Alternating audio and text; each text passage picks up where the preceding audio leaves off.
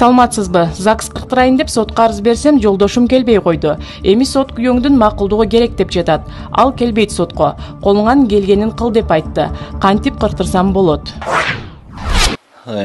Сиз сотто эгерде 1, 2, 3 жолу сот чакырып, соттун боло турган күнүн, ордун, саатын билип, соттун чакыруусун алып, бирок ал мындай өзүнүн келбей калгандыгы жөнүндө жүйөлүү себептерин көрсөтпөй, сотко келбей турган болсо, мындай учурда сиз чечимди сырттан кабыл алып берүүнү сураңыз.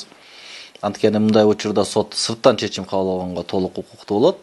Андан сырткары сиз эгерде мындан ары чогуу жашабайм десеңиз, жарашууга эч кандай мүмкүнчүлүк жок экендигин ишенсеңиз, анда ушундай соттон талап кылыңыз. Сиздин талабыңыз боюнча кыркылат.